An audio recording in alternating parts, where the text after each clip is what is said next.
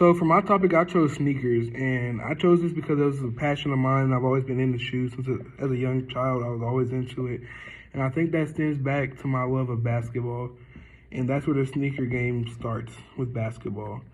And so the first shoe I'm going to talk about is the Chuck Taylor from Converse, and that was the shoe that started it all from the 1930s on. It was a staple in basketball, and that's what everybody wore until till Adidas took over and Reebok in the 1980s. And when Nike came out, Bill Bowerman started in Oregon with track shoes in the 70s, and it was very spotty. They had the waffle bottoms on them. They were called the Nike Waffles. And later on, they branched out into basketball, and they made their first signature athlete, which was Michael Jordan in 1984. They signed him. He was the first signature athlete, and the Air Jordan 1s came out. And they were like unlike any basketball shoe that have ever been on the market at that point in time. And they were different as far as color blocking. There wasn't a lot of white. They started off as a black and red shoe, which was different. And they got Michael Jordan fined multiple times on numerous occasions. I believe about $5,000. And so the Jordans, they blew off in popularity. They blew up. And he released a second model, and the third, and the fourth, and the fifth. And then I like to say around 1995 is when it really took off as a brand. He dropped the Air Jordan 11s, and the movie Space Jam came out, and that's when they started making Nike pennies and the Charles Barkley shoes and David Robinson shoes. And then that's when we get into the Jordan brand as a whole, which started in 1998 with the Jordan 13 release. And that's when the shoe market took off. They started releasing retros, and retros is what changed the game. Retros is what birthed the sneakerhead community. It birthed the sneakerhead community. And it was a release of the Air Jordan 1, 3, and the 11 lows in 2001. And they were sold out instantly, and they resold on the market for a little bit. But resale culture really came about, I would say, in about 2005 when retros were coming heavy. The Dub Zeros came out. They were going for about $200 over retail, and the Jordan 11s would come out. Every time they would come out, they would go for, maybe retail price was about $120 at the time, which is very low compared to nowadays, which is about $200 minimum.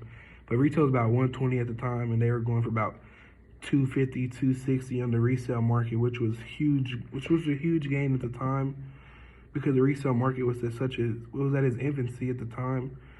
And so I'd say around the time Kanye West dropped his Nike Air Yeezys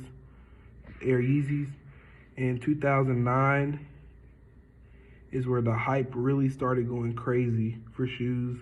People were dying over Jordans in 2011, and the sneaker market kind of got messed up for a while because people were losing their life over shoes, which is absolutely insane. And that just goes to show like how big and how crazy shoes can really be. And then we get to about the 2010s, the mid 2010s, and Kanye's taking over. He's going crazy with the Yeezys. The Red Octobers drop.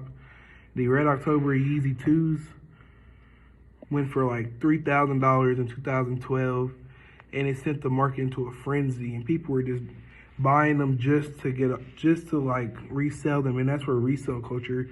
And the resale culture kind of killed the game for the people that really just love the shoes, like people like me who love shoes and just want to wear them.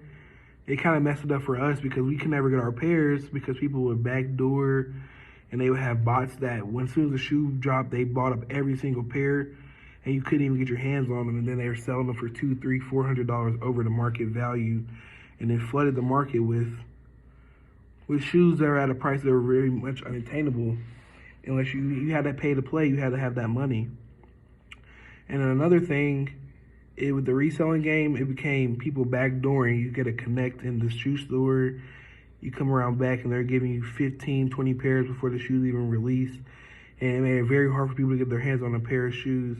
And then social media also brought the sneaker game into a whole nother level with people flexing and trying to, do it for the gram, get clout. People were trying to get their clout up.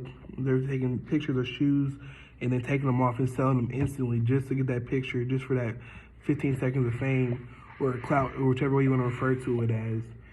And then the market as of now, like the collaborations are what's really changing the game now with Travis Scott ones, Travis Scott fours, the J Balvin's with Adidas, the Yeezy Adidas, which were going crazy. They started in 2014 and they just recently ended their partnership when he said some terrible remarks online.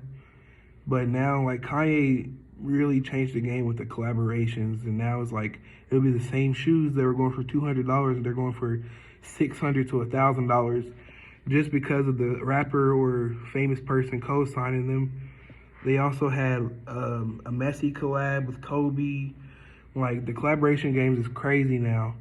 And also, like with the resale on the collaborations, they might drop at a retail of $300, and then they're reselling for $1,200 to $1,500 online. With sneaker reselling places such as GOAT and StockX, it made reselling much easier than having to just post pictures online and hope people buy it, or doing the face-to-face meet and greet. Oh, you want to buy these shoes? Okay, here we go. Let's set it up. It's like now I can just download this app and there's a million pairs of every shoe I want that's sold out. You can't get them anywhere, but they're online. But the thing is, like the price is set by the community, and those people that are resellers just trying to get their money sets the prices crazy high, and then it's like everybody else wants to be like, oh, if they're getting that much money for their shoes, I'm gonna get the same amount for my shoes, and then it kind of messes up everything. But the true sneaker like lover, the people that are really sneakerheads and just want to wear the shoes are at an all-time low, and everybody's just doing it for clout and fame and money, and it's just like the game is so saturated now.